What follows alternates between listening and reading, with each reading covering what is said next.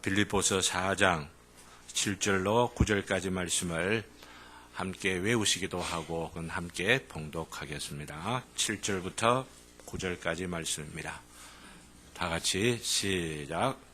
그리하면 모든 지각에 뛰어난 하나님의 평강이 그리스도 예수 안에서 우리 마음과 생각을 지키시리라.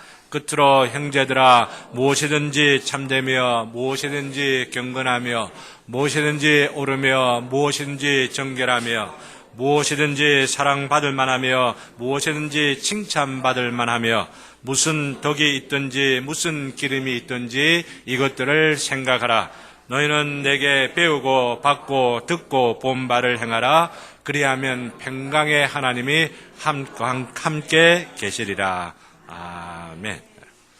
자전거 타시고 혹은 자전거 배우시는 분들, 또 타려고 배우시는 분들은 아실 겁니다만, 안 넘어지는 비결 중에 하나가 안 넘어져야지 하는 것이 아니고, 넘어지느냐 안 넘어지느냐 하는 것을 빨리 잊어버리고 앞에 있는 전봇대 멀리 있는 가로수 보고 저으면은 안 넘어집니다.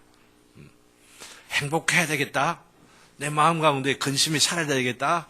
이것 가지고 자꾸 집착을 하면은, 왜냐하면 우리가 살아가면서 이런 문제들이 많이 오거든요. 우리는 연약하기 때문에 우리 생활들 가운데 있는 힘든 일들, 고통스러운 일들, 근심이 되는 문제들, 이것 가지고 예배에 와서 이것 붙잡고 있으면은 행복이 오느냐, 평강이 오느냐, 아니라고 하는 겁니다. 그 잊어버리고 어디에 먼저 딱 집중을 하게 되면은 멀리 계신 듯 하나 바로 앞에 계시는 하나님을 바라보고 하나님 앞에 우리의 심령을 곧주 세워서 예배 드리는데 전심하면은 근심이 사라지는 겁니다. 염려가 해결되는 겁니다. 문제가 극복되고 이겨가게 되는 겁니다. 그렇기 때문에 하나님의 평강을 우리가 누리면서 이 땅 가운데 천국을 살아가게 될 때에 평강, 행복 이게 아니고 오늘 8가지로 제시해 주고 있는 말씀들을 항상 먼저 기억하고 헤아리고 묵상하고 이 말씀이 무슨 뜻이야? 어떻게 살까? 이렇게 생각하면은 나도 모르는 가운데 하나님의 평강이 몰려오는 겁니다. 믿습니까? 이 하나님의 평강이 넘치기를 주님의 이름으로 기원합니다. 빌립보서 4장 7절 9절을 계속해서 우리가 봉독하고 할 겁니다. 암송했으면 좋겠다 이런 말씀을 드렸는데 또 애를 쓰시는 분들도 있는 줄을 제가 알고 감사를 드리면서 참 외우려고 해도 참 외우기가 어렵다 느껴질 겁니다. 특별히 이 구절 참 외우기가 어려워요. 비슷비슷한 말들이 반복되는 것 같기 때문입니다. 그렇지만 네, 외워야 되겠다 하는 마음만 있으면 안 될 리가 없어요. 그렇죠? 그래서 외울 때에 되도록이면 또 외우는 법칙 같은 게 있기 때문에 이런 걸 잘 활용하는 것도 좋죠. 저같이 머리 나쁜 사람이 이걸 왜 어떻게 외울 수 있느냐 하면은 외우는 암기력은 없어도 외우는 요령을 조금 터득해 두고 있기 때문입니다. 하나님 천국에 대한 7가지 비유하면은 저는 씨가 겨누 보진것 착 이렇게 외우거든요. 아시아 7거에 착 하면 착 나오죠. 에서 버두 사빌라 착 나옵니다. 이거 암송하는 법칙입니다. 매직 넘버 7 플러스 마이너스 1 이렇게 하는 법칙이 있습니다. 암기의 법칙이라고 하는 게 있습니다. 7가지 항목에 플러스 마이너스 한 7이나 8 정도는 이렇게 첫 자만 딱 나가지고 착 하면 외워진다라고 하는 겁니다. 그래서 여기 있는 8가지를 첫 마디만 딱 따가 이 낱말만 따가지고 딱 하면은 무슨 말이 나오죠? 참경, 옳정, 사칭, 덕기라고 하는 말이 나옵니다. 한번 따라하겠습니다. 참경, 옳정, 사칭, 덕기. 이게 무슨 말이야? 좀 외울 것 8가지 다 외워야 되는데 이것까지 외우란 말이야 라고 하면서 불편해하는 말들이 있을지 모르겠습니다만 이 말을 그러니까 참경 옳정 사칭 덕기 참경 옳정 사칭 덕기 이거 50번만 여러분들이 반복을 하면은 여러분들은 바로 이 8개 구절을 다 외우고 있는 여러분 자신을 발견하게 될 겁니다. 한 번 더요. 참경 옳정 사칭 덕기 물론 저보다도 더 나은 방법들을 갖고 여러분들이 암송하는 또 능력들도 있는 분들 계실 것입니다. 그러면은 이거 신경 쓰지 마시고 여러분들의 방법들을 가지고 활용하시면은 괜찮다고 생각을 하고 강조를 하는 겁니다. 외워서 다음 주에는 이제 그냥 외워봅시다. 이렇게 할까도 싶은 생각들 드는데요. 이렇게라도 암송을 여러분 각자의 방법들을 쫓아 하시면 좋겠다라고 합니다. 그러면서 참경월정 사칭 듣게 하면서 앞에 있는 6가지는 앞에 무엇에든지라고 하는 말이 항상 있죠. 무엇에든지 참되며 무엇에든지 경건하며 무엇이든지 옳으며 무엇이든지 정결하며. 그러니까 바보 같은 저도 외우는 거예요. 그러니까. 그리고 맨 마지막 2개는 무슨 기름이 있든지 무슨 덕이 있든지 무슨 기름이 있든지 이 2가지만 차이가 딱 나구나 하면은 3, 4로 외워도 되고 7가지 경우는 어떤 경우는 8인 경우는 4, 4 이렇게 해가지고 운율을 맞춰가지고 외우면은 이것이 내 안에 뼈가 되고 내 안에 살이 되고 내 안에 내가 되는 거예요. 이게 묵상이 되는. 그래서 이게 성경을 표현하면 안다 이게 아니고 차를 타고 가다가 아니면 운전하다가 생각이 나면 이 생각에 연상이 되어지는 것이 바로 뒤에 나오는 구절과 연결이 되어지고 그것을 헤아리는 가운데 오늘 하루도 주님께서 주시는 일들 가운데 나에게 닥치는 일들 가운데 사랑할 만하며 칭찬할 만하며 칭찬받을 만하며 내 그렇게 행해야 되겠구나 그렇게 결정해야 되겠구나. 그러다가 하나님의 평강이 마음 가운데 역시 하나님의 능력의 말씀을 통해서 내 안에 능력까지 주어지는 은혜들을 경험하게 되는 것입니다. 중요한 것은 뭐라고요? 마음이에요. 내가 해야 되겠구나. 내가 암송해야 되겠구나. 내가 말씀을 내 마음속에 새겨야 되겠구나. 이런 생각이 중요한 거예요. 그래서 영의 사람은 무슨 생각을 해요?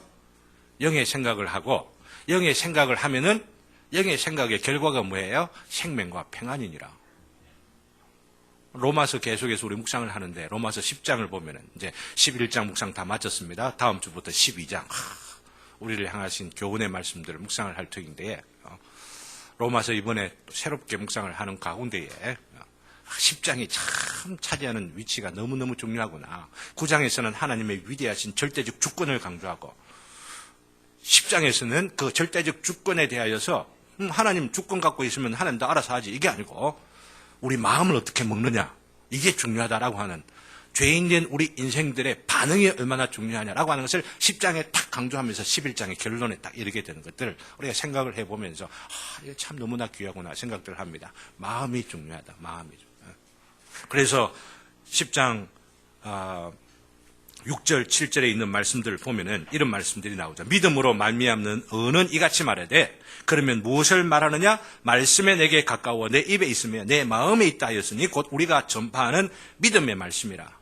사람이 믿음으로 마음으로 믿어 의에 이르고 입으로 믿는 바를 시인하여 구원에 이르니라. 구원의 도리와 관계해가지고 설명을 하는 것 강조를 드렸습니다. 이것이 구약 성경 신명기의 핵심이에요. 구약 성경의 핵심은 신명기를 할 수가 있고 신명기의 핵심이 어디 있느냐? 바로 30장, 바로 15절에 나온 바로 이 구절에 있어요.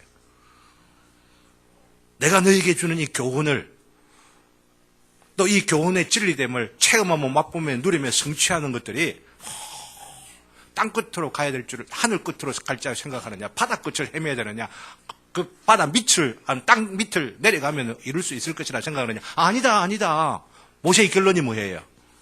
너의 입에 있고 마음에 있다 이렇게. 그렇기 때문에 입으로도 시인하면서 때로는 우리가 형식적으로 생각 없이 아멘 하는 것은 문제가 있는 거지만은 진실로 참으로 그렇습니다라고 하는 그런 의미로 그렇지요. 그러면서 고개도 끄덕이기도 하고 아멘 한번 하기도 하고 이게 중요해요.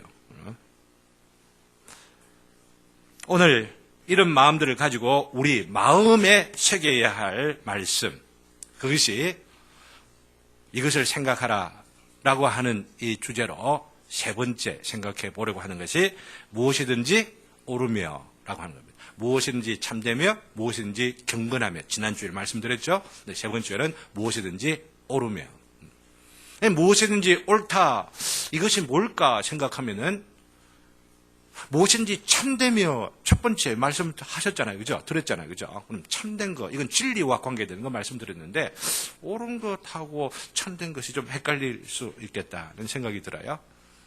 여러분, 어떻게 구분하죠? 무엇인지 참되며라고 하는 것과 옳으며를 어떻게 구분합니까?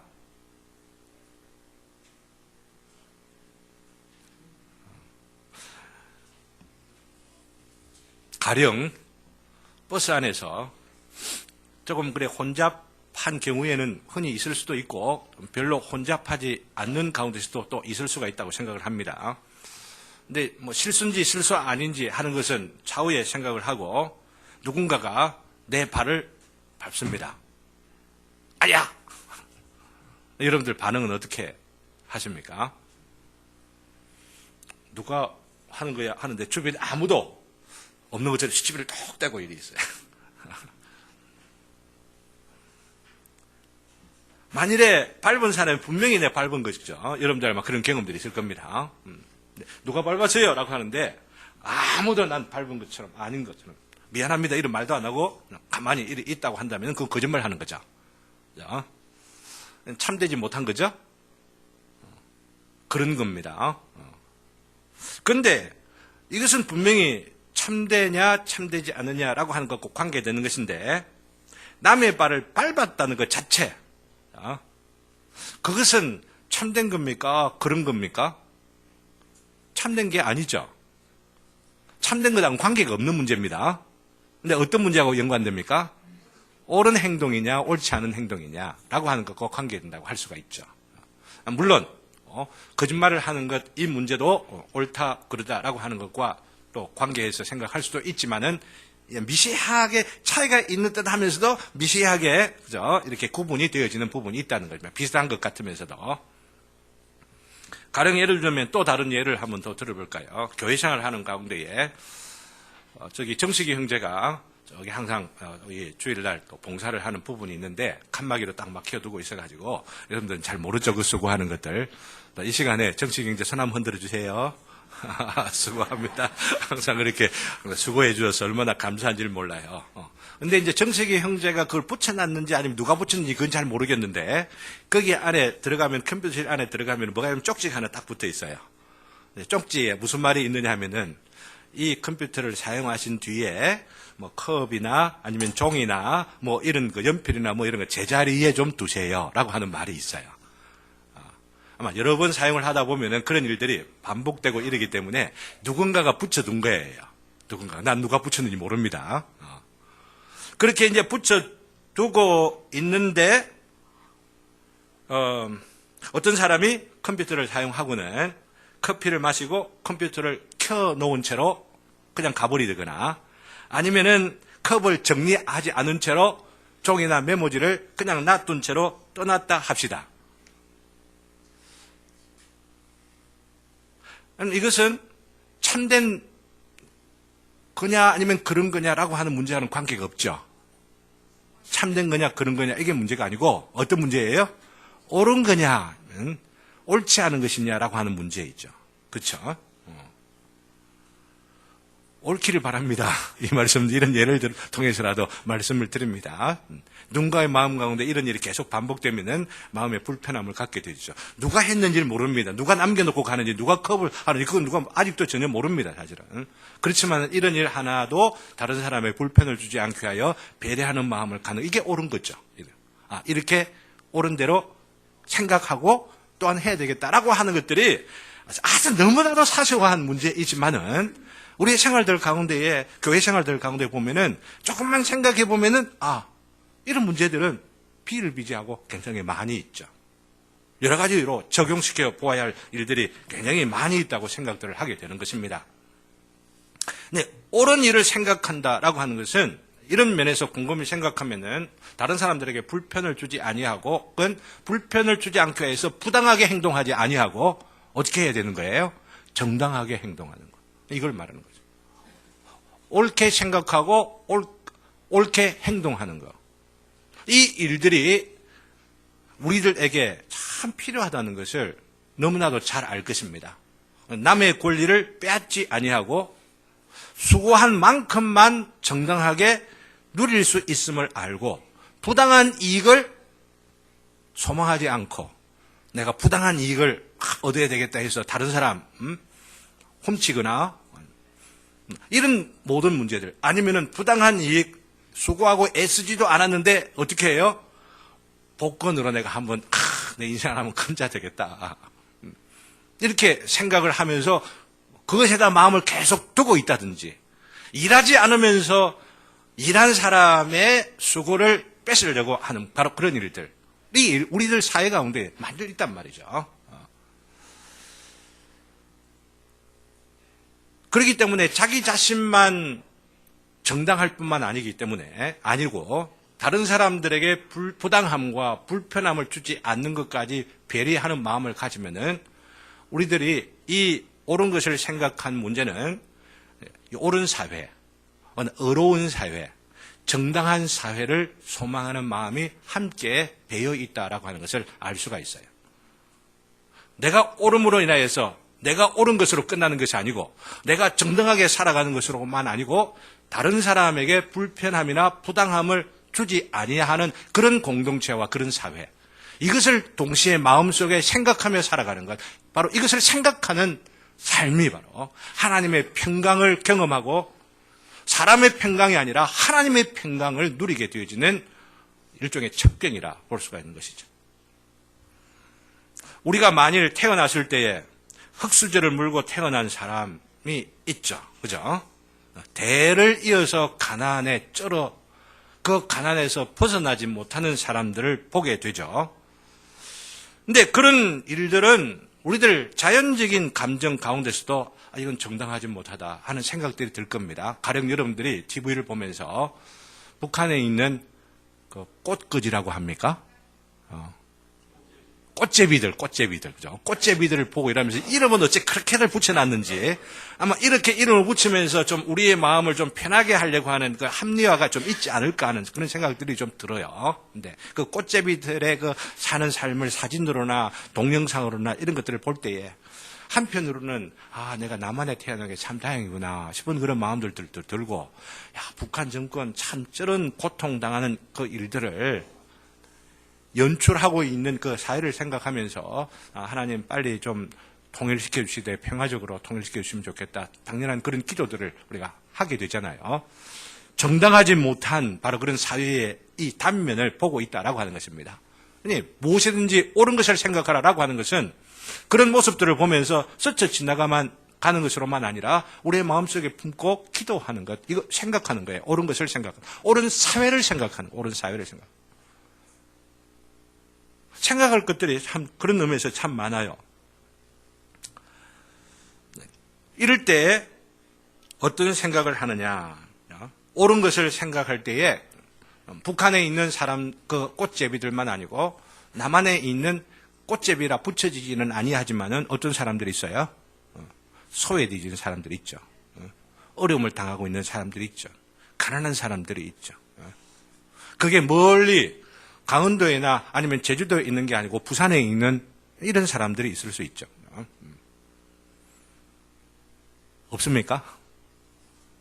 이런 생각에 스쳐 지나가는 생각들을 우리가 메디테이션 하는 거예요. 묵상하는 겁니다.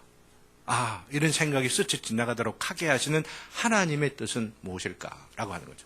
하나님은 왜 이런 어려운 사람을 이렇게 남겨두고 있는 걸까 하면서 하나님 당신 뭐합니까? 이게 아니고, 이런 일을 남겨두신 중요한 그 이유는 우리로 말미암아 거듭나게 되어 하나님의 자녀로 살아가고 있는 자들에게 하나님의 자녀됨을 보여줄 수 있는 기회가 되기 위하여 하나님께서 남겨두신 일들이에요.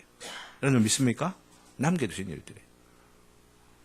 혹은 멀리 말고 우리 교회 가운데 혹시 그런 어려움으로 인하여서 아픔을 당하기도 하고 그렇지 못한 자들과 교제를 나누지 못하기 때문에 소외되는 마음들 갖고 이 교회는 내가 다닐 교회가 아니야 라고 생각들을 한다면 넥타이 딱 정장으로 하고 반지 금강지 몇 개를 끼고 온 사람도 어이구야 어서 오시옵소서 라고들 하는데, 혹시 그렇지 못한 어떤 사람, 보이는 눈초리가 좀 냉랭하고 뭔가 바람이 싹 하는 부는 것 같은 그런 느낌들이 부는 모양의 가치가 우리들 교회 가운데 있다고 한다면 옳지 않은 거예요.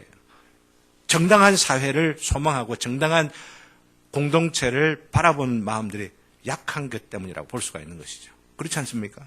그런 면에서 우리가 우리 공동체를 돌아보면서 적용시켜야 할 부분들이 참 많이 있다는 생각들을 더욱더 하게 되는 것입니다.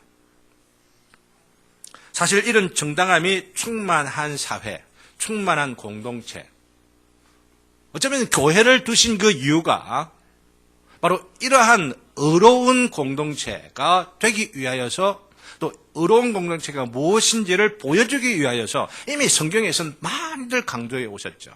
그 강조해 오신 것 가운데에 오늘 우리 동석이 형제가 읽은 레위기 25장에 나오는 바로 그 말씀들을 가지고 조금 한번 생각해 봤으면 좋겠다고 여기게 되어 봉독하게 되었는데요. 바로 구약 성경에 나오는 토지제도, 희년제도라고 하는 것입니다. 바로 이것이 정당한 사회, 의로운 사회, 옳은 사회, 옳은 사회. 바로 이 사회에 대한 하나님의 대안이 여기에 이미 구약 성경에 나와 있다라고 하는 것이죠. 자본주의 사회는 무엇을 가장 우선적인 가치로 여기고 있습니까? 자본주의 사회는 자유입니다, 자유. 자본이라는 말 갖고 우리를 속이고 있어요. 공산주의라고 해서 자본이 없습니까? 자본 갖고 다 하죠. 그들 사회에 토지가 없습니까? 다 토지 다 갖고 하죠. 문제는 자유를 말하면서 우리에게 주신 능력, 우리에게 주신 소질, 우리가 주어져 있는 이 여건들을 우리가 자유롭게 사용하는 것, 여기에 가치를 먼저 둔다고 하는 이야기예요.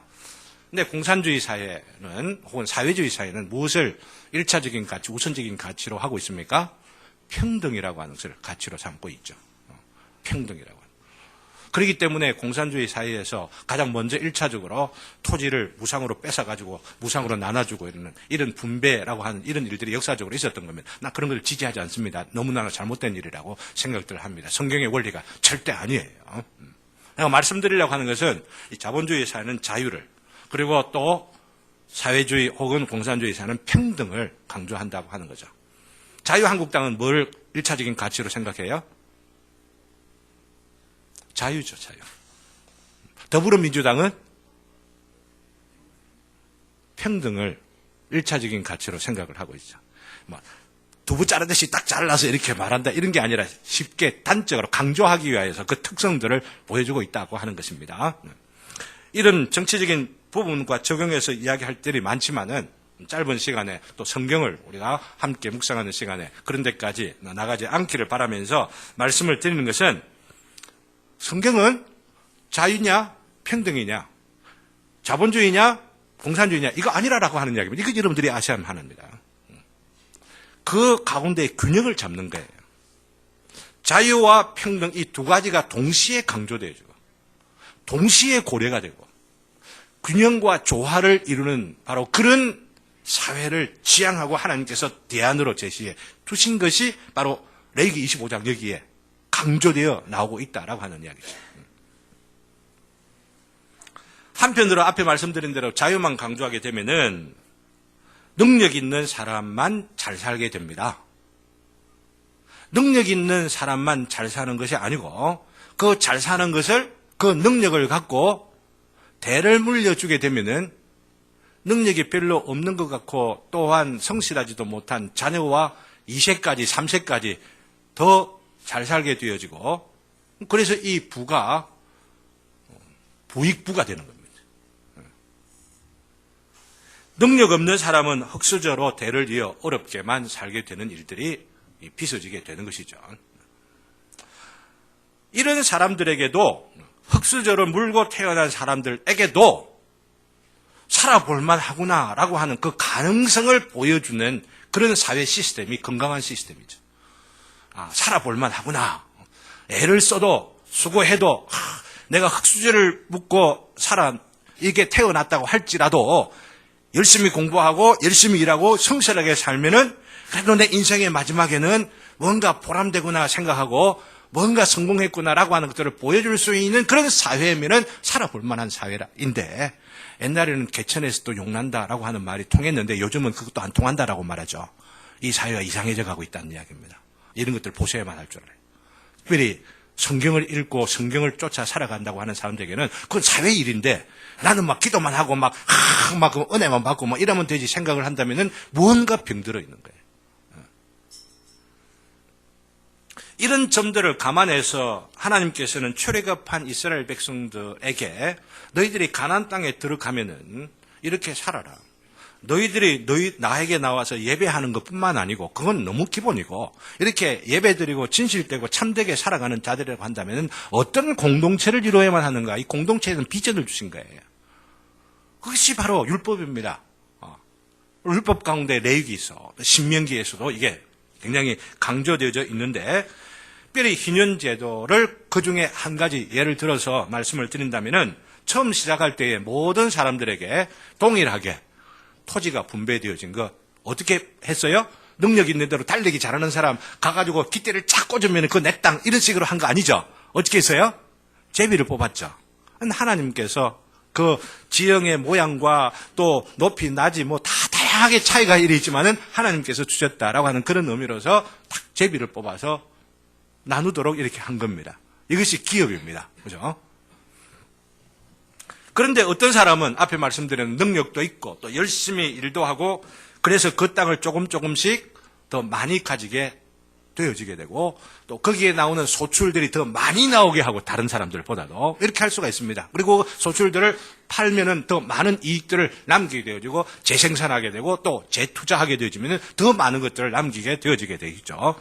그런데 어떤 사람은 똑같이 주어졌는데도 불구하고 그것을 잘 활용하지 못하고 게으르기도 하고 별 생각도 없고 처음 나에게 주어진 이것 갖고 꽃감 빼먹고 이러다가 아차 하다가 때를 놓치기도 하고 주어지는 인생의 다양한 일들 가운데에 그냥 자꾸만 땅을 팔아야만 먹게 되어지고 땅을 팔다가 땅까지 팔 것도 없어지면 어떻게 해요? 이제 몸까지 팔게 되죠. 종이 되는 일, 노예가 되는 일이 생기게 된다고 하는 겁니다. 그것을 바라보셨어요. 그럴 때 어떻게 해야 되느냐? 그 종살이를 하고 있는 사람들에게 일주일에 한 번은 그 일하는 데서 해방되도록 하게 하신 게 뭐예요? 안식일이에요, 안식일. 일주일 돌아오는 이 주일이 그런 배경을 담고 있다라고 하는 것입니다. 매일 일상의 노동 가운데서 잠시 쉬는 가운데에 사회가 전체적으로 지향하고 있는 이 사회의 비전을 생각을 하면서 쉬게 하는 거예요. 그런데 쉬고 나면 주일 저녁, 안식일 저녁에는 또 어떻게 해야 돼요? 내일 일해야 될 게 또 닥치고. 이런 일이 반복되어지는 것이 몇 년? 7년이 되어지면은 종의 굴레에서 해방시켜 주는 것이 바로 면제년이라고 하는 7년마다 오는 바로 이 면제년입니다. 그래가지고 이제 종이 아니고 자유인이 되었어요. 근데 자유인이 됐다 하더라도 돌아갈 뭐가 없어요? 집이 없고 땅이 없고 조금 주인이 배를 해가지고 집을 주고 잠시 살아라라고들 한다 하더라도 그거 자기 땅이 없기 때문에 그 집도 조금 있다가 보면은 먹을 음식 마련하고 또 곡식 지어야 되고 이러들 한다면 땅이 없는 입장이기 때문에 어떻게 돼요? 다시 누구에게? 원주인에게나 아니면 주변에 나를 필요로 하는 사람이 가가지고 내 몸 좀 일할 테니까 먹을 것 좀 주실 수 있겠습니까? 하면서 다시 종이 되어지는 거예요. 다시 7년이 되어지면 또 다시 자유인이 되었다가, 그죠? 그리고 다시 종이 되어지고 이런 일들이 몇 번 반복돼요? 7번이 반복되어지면은 7번이 반복되어지는 50년째에는 어떻게 해요? 종에서 자유인이 되어질 뿐만 아니라 50년째 그때에는 원래 자기 가문에게 주어져 있는 토지가 바로 이 내 땅입니다. 우리 땅입니다. 우리 가문의 것입니다. 하면서 그 가문으로 가서 이것을 받을 수가 있는 권리가 있다고 하는 거죠. 근데 그 땅, 그 토지를 갖고 있는, 지금 현재 갖고 있는 사람이 이건 내 땅이야. 내가 열심히 해갖고 번 거야. 내가 산 거야. 봐. 이 토지 문서 이런 걸 봐야. 이렇게들 하면서 안 내놓으려고 할 때에 어떻게 되겠어요? 거기에 있는 것이 부당함이라고 하는 겁니다. 하나님께서 원래 토주 소유자에게 주셨던 그 권리를 무시하고 자기 것인 양 그 권리를 나의 것으로 취하여서 자기 부를 이루어가고 자기 행복만을 생각하는 바로 이런 사람들이 구약 성경에 많았다는 이야기죠. 그래서 성경에 보면은 희년 제도가 이렇게 선포되어 있는데도 불구하고 구약 성경에 이런 희년 제도대로 살았더라라고 하는 모양들이 나오질 않아요. 실패했다라고 하는 겁니다. 하나님께 주셨던 이 비전과 공동체에 대한 하나님의 그 계획과 그 뜻을 성실하게 지켜가지 못한 사회가 어떤 사회냐? 구약 사회라고 하는 겁니다. 그렇기 때문에 하나님께서 어떻게 하셨어요? 너희들은 이 땅에서 살 자격이 없어. 어떻게 했어요? 바벨론으로 포로되어 살아가게 하셨죠. 그러면서 마지막 역대기 마지막에 보면은 나온 결론이 뭐냐면은 땅이 안식하였더라라고 말합니다. 사람들이 내 땅, 내 땅, 내 땅, 내 거 탐욕 가운데 살아가곤 하다가 그 탐욕에서 해방된 길은 그 땅을 뺏어 버리면 된답니다. 그래서 70년 동안 그 바벨론에서 생활들을 하면서 이들이 깨닫고 돌아온 듯 한데 돌아와서도 여전히 그 탐욕 가운데 살아가고 있는 가운데에 우리 주님께서 오신 것입니다. 돌아가시고 부활하시고 성령님께서 오신 것입니다. 성령님께서 오셔서 오순절날 이루어진 그 일들의 결론을 많은 사람들은 이상한 현상에다가 주목을 하는데 그 일의 가장 본질적인 결론은 그들이 탐욕에서 해방되었더라라고 하는 겁니다. 2장, 사도행전 2장, 4장 연속되어지는 그 장면들을 보게 되면은 그들 가운데에 가난한 자가 없더라. 표현들이 나옵니다.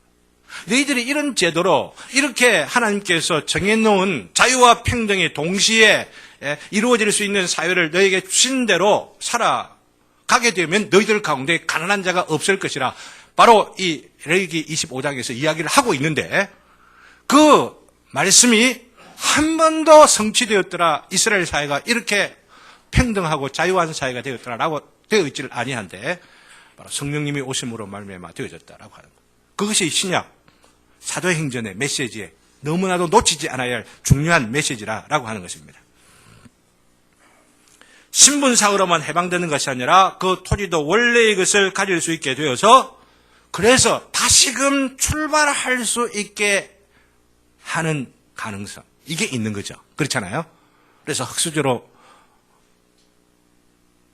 그걸 물고 태어나 가난하게 찌질이도 못나게 때가 반질반질하게 그러면서 하는 그런 사람들도 한 50살 정도 살면은 어찌 돼요? 자기 땅이 주어지는 거죠. 자기 토지가 주어지는 거죠.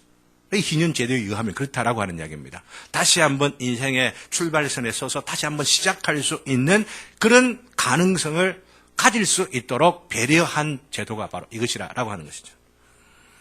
제가 이 말씀을 드리는 것은 그러면 우리 희년 제도 우리가 그대로 돌아가야 된다. 이건 좀 낭만이라고 볼 수가 있고 제가 그렇게 주장을 하기 위해서 말씀을 드리는 것들 아닙니다. 근데 문제는 이 성경에서 정당한 사회를 고려하면서 비전을 갖고 있었다고 하는 바로 이 자체를 우리는 이 시대에 어떻게 적용해야만 할 것이냐, 어떻게 그러면 우리가 이 사회의 이념과 지향하는 그 이상을 쫓아서 살아갈 것이냐. 이것은 각양의 모양대로 우리가 생각할 바가 다르지만 가장 중요한 것은 바로 성령님을 통해서 이루어졌다라고 하는 것, 이것 우리가 무시해서는 아니 되는 겁니다. 성령님이 나에게 죄를 이기는 힘과 능력을 주시고 우리에게 신비한 능력과 혹은 신비한 체험들을 하게 하시는 그런 역사가 우리들 가운데 있지만은 바로 그런 모든 역사들의 밑바탕 가운데는 너가 받은 하나님의 능력, 성령의 역사하심으로 인하여 어떤 사회를 이룰 것이냐, 어떤 공동체를 이룰 것이냐, 이게 천국에 대한 비전이에요. 우리 천국 제자들 교회가 개인의 경건 이것만 생각하는 것이 아니고 이것을 넘어서서 어떤 공동체를 이루면서 어떤 교회의 모습을 이루면서 꿈을 갖고 이 사회에 보여줘야만 할 것이냐라고 하는 그것이 저는 성경에서 나오는 꿈이라고 생각을 하는 거죠. 성경에서 제시하고 있는 우리에게 가르쳐주고 있는 하나의 비전이라 보는 이유가 바로 여기에 있는 것입니다. 우리가 예수를 믿는다는 것은 이런 어려운 사회를 이루면서 살아갈 수 있는 참된 기초 위에 서게 되었다는 것을 말하는 겁니다. 우리 힘 갖고 우리 능력 갖고 우리의 어떤 계획과 생각 갖고는 이런 토대 위에 설 수 있지 못해요. 그런 예가 뭔지 가르쳐 드릴까요? 어떤 혁명적인 비전과 열정을 가지고 이거 이루어야 되겠다라고 생각을 한다고 해서 그게 옳지 않다라고 하는 것을 성경에서는 단적으로 보여주고 있습니다. 예를 들면 바로 가룟 유다 같은 사람입니다. 단적으로 보여주는 게 가룟 유다예요. 가룟 유다를 어떤 사람들은 돈만 사랑하는 탐욕적인 인물이다 이렇게 생각할지 모르지만 잘 아셔야만 할 것이, 성경을 연구하는 사람들이 뭐라고 이야기를 하냐면은 동시에 이 사람은 열심당에 속했던 사람이에요. 열심당. 이 열심당은 뭐예요? 우리 민족을 어떻게 하면 로마에서 해방시켜줄까라는 혁명가였다라고 하는 이야기입니다. 근데 혁명가는 뭐예요? 혁명을 이루려고 하면은 자기 나름대로 생각하는 사회에 대한 비전이 있는 거예요. 이런 사회가 되어야 되겠다. 근데 이 사회가 어떤 사회예요? 의로운 사회 되겠다. 정의로운 사회 되겠다. 정당한 사회 되겠다라고 하는 꿈이, 비전이 있고 그것을 위하여서 자기 젊음을 불태운 사람이 누구냐? 가룟 유다라고 하는 이야기입니다. 내 문제는 바로 이 가룟 유다가 가지고 있는 이 열정이 무엇으로 끝났느냐라고 하는 거죠. 자살로 끝났거든요. 이게 무엇을 의미하느냐 하면은 예수 그리스도께서 십자가에 죽으셔서 이루시고자 하는 그 나라에 대한 비전을 나의 것으로 삼지 아니하는 사람이라고 한다면은 인간의 의를 주장하고 인간의 의를 따라서 인간의 사회를 만들려고 한 바로 그 혁명이 실패로 끝나게 된다고 하는 것을 보여준다고 하는 겁니다. 하나님께서는 그것을 의롭다고 평가하지를 아니하시고 그런 의로운 사회 아니야 라고 하는 바로 이것을 우리에게 가르쳐 주시기 위하여 가룟 유다라는 인물을 통하여 우리에게 보여주신 것입니다. 이것은 구약에도 여전히 자살한 한 사람을 통하여 동일하게 이야기할 수가 있습니다. 그게 누구냐면은 아히도벨이라고 하는 사람입니다. 아히도벨이라는 그 인물이 누구인지 여러분들 혹시 아실는지 모르겠어요. 압살롬 편에 섰다가 나중에는 다윗이 예루살렘으로 돌아온다는 소식을 듣고 자기 집으로 가서 자살해버린 이 인물입니다. 근데 이것만 보면은 우리는 아히도벨이 압살롬 편에 섰다. 이거 아주 못된 놈이다. 이렇게 생각하실지 모르지만은 한번 생각해 보세요. 이 아히도벨이 누구의 할아버지냐 하면은 바세바의 할아버지입니다. 바세바가 다윗하고 관계를 맺을 때 이 할아버지 된 이 아히도벨의 마음이 어땠겠냐 한번 생각을 해 보세요. 자기 손녀가 다윗이라고 하는 이 인물에 의해서.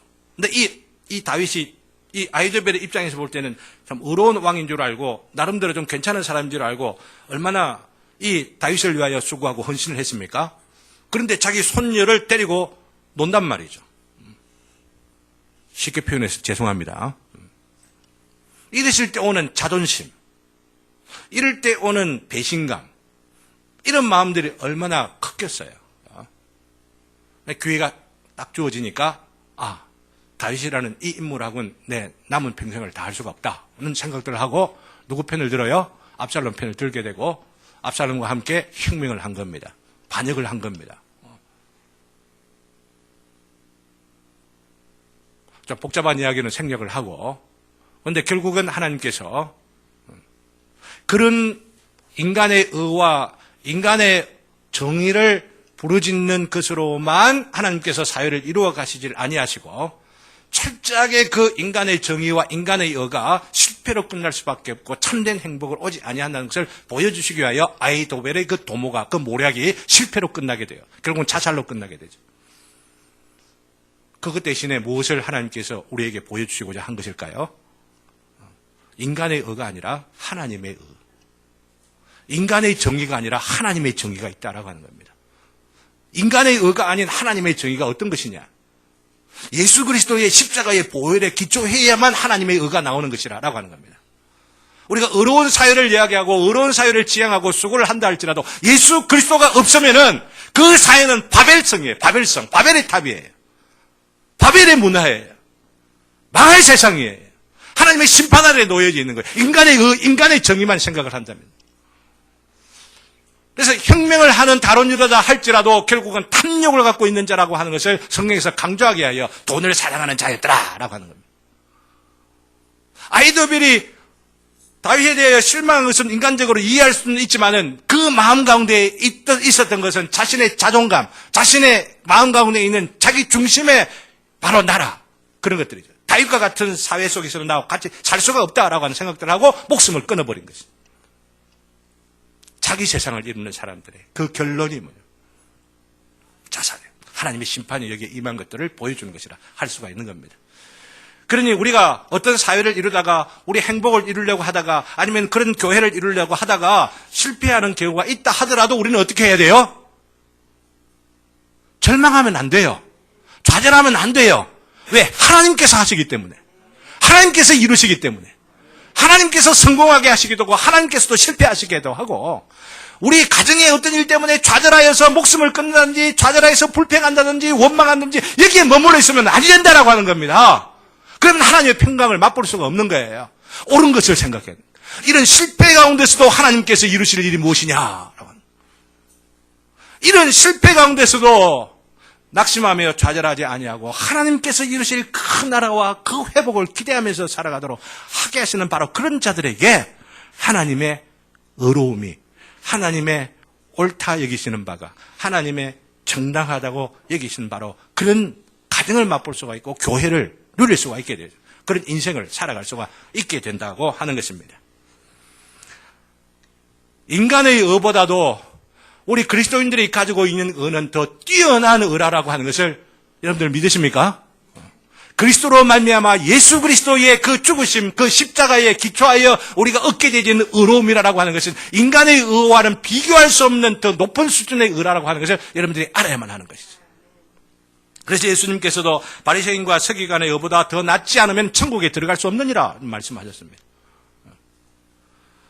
결국 인간 탐욕을 위해서 포장되어진 어려운 사회, 국민을 위한 정치나 정권, 국민의 이름을 위하여서, 백성들을 위하여서 이러면서 결국은 자기 정권의 당리당략을 이용하는 바로 이런 정부나 혹은 정권은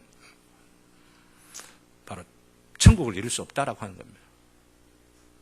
교회도 마찬가지예요. 하나님의 영광을 위하여 이렇게 말하지만은 그것을 이용할 뿐이지 그 마음 가운데 예수 그리스도의 진정한 보혈의 그 은혜에 감격하고 그 은혜에 기초하여서 수고하고 헌신하는 것들이 없다면은 교회도 인간의 왕국이 될 수 있다는 거예요. 조심해야 돼요. 너무 조심해야 돼요.